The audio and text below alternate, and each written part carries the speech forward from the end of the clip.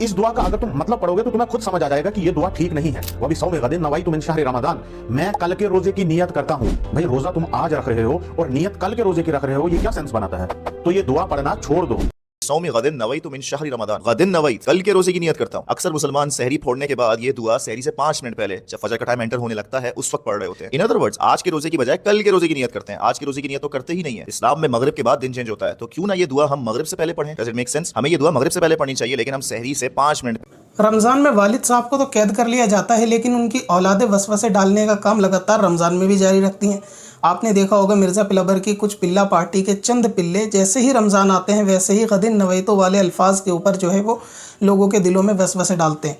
हालांकि ये लॉजिक से, इल्म से और मंतिक से, उर्फ़ आम ज़माने के एतबार से हर लिहाज से नाकिसुल अक्ल, बिल्कुल अक्ल के कच्चे हैं कि इनको इल्म की हवा भी नहीं लगी।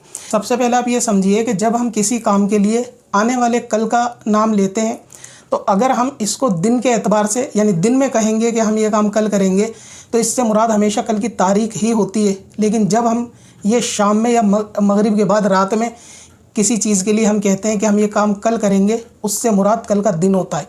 इस दलील को आप अपने हिसाब से अपनी लाइफ में अप्लाई करके देख लीजिए कि जब आप किसी काम को दिन में कहेंगे कि मैं कल करूँगा तो इसके मुराद अगली तारीख होगी, और जब आप रात में कहेंगे कि मैं काम कल करूँगा तो इससे मुराद अगली तारीख नहीं होगी बल्कि अगली सुबह होगी।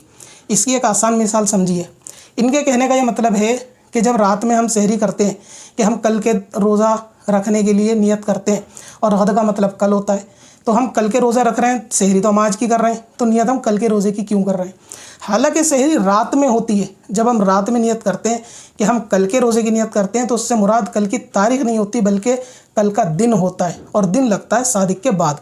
तो हम सहरी कर रहे होते हैं रात में, और जब हम रात में ये कहते हैं कि हम कल का रोज़ा रखेंगे तो उससे मुराद कल की तारीख नहीं, कल का दिन होता है। इसको बहुत आसान समझने के लिए आप ये समझिए कि जब ईद का चाँद दिखेगा, 1 तारीख होगी और वो तारीख मगरिब के बाद लग जाएगी, और इशा के टाइम जब इमाम साहब कहेंगे 1 शव्वाल हो चुकी होगी इशा में, ज़ाहिर है कि रोज़ा ख़त्म होते ही मगरिब में ईद का चाँद दिखेगा, शव्वाल का महीना दिखेगा और 1 तारीख लग जाएगी।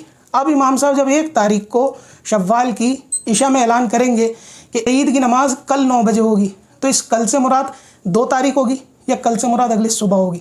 कल से मुराद तारीख 1 ही होगी, अगली सुबह। अगर इसी लॉजिक को देखा जाए तो इन वहाबियों के नज़दीक या इन इंजीनियर मिर्ज़ा के पिल्लों के नज़दीक तो ईद की नमाज़ भी 2 शव्वाल को होनी चाहिए, क्योंकि इमाम ये ऐलान कर रहे हैं कि कल ईद की नमाज़ होगी, तो कल से मुराद तो ईद की तो आज ही होनी है ना नमाज़, क्योंकि तारीख तो आज 1 लग गई। तो इस्लाम में तारीख पहले आती है, दिन उसके बाद में आता है। इसलिए जब हम सहरी कर रहे होते हैं रात में तो उसकी तारीख तो होती है लेकिन उसका दिन आना बाकी होता है, और हम रोज़ा दिन में रखते, रात का रोज़ा इंसान नहीं रखते। इसीलिए जो है वो हम दिन के लिए कहते हैं कि हम आने वाले दिन के लिए नियत कर रहे हैं। दूसरी बात, आप इसको दूसरी मिसाल से समझिए। अंग्रेज़ी तारीख के हिसाब से आप लीजिए, 2 बजे अगर कोई शख्स सो रहा है और आप उसे कॉल करके ये कहें रात को 2 बजे कि भाई आपसे कोई इमरजेंसी काम है, आप आइए, तो वो शख्स ये कहेगा कि अभी मैं सो रहा हूँ, कल आऊँगा या कल बात करेंगे। तो इस कल से क्या मुराद होगी? रात के 2 बजे, मान लीजिए 20 मार्च है, तो क्या वो 21 मार्च को आने की बात कर रहा है आपके पास कल? नहीं, वो 20 मार्च को ही सुबह आने की बात कर रहा है, क्योंकि वो रात में ये बात कह रहा है कि मैं कल आऊँगा, तो इससे मुराद अगली तारीख नहीं होगी, अगला दिन होगा। तो जब भी हम शाम में किसी बात को कहते हैं कि हम ये काम कल करेंगे या कल पे छोड़ देते हैं या कल इस काम को मुकम्मल करेंगे या कल नमाज़ पढ़ेंगे, कल रोज़ा रखेंगे, अगर ये बात हम शाम में कहते हैं तो जनरली हम कल से मुराद सुबह लेते हैं, तारीख नहीं लेते। आप खुद ट्राई करके देखना। और जब हम ये बात दिन में कहते हैं कि हम ये बात कल करेंगे तो यकीनन वह तारीख बदल जाएगी। तो क्योंकि हम रोज़ा भी रात में रख रहे हैं सहरी का, तो हम ये कह रहे हैं हम कल रोज़े की नियत करते हैं कल के, तो जो सादिक के बाद आने वाली सुबह है उस कल के लिए नियत की जा रही है कि हम उस रोज़े की नियत करें।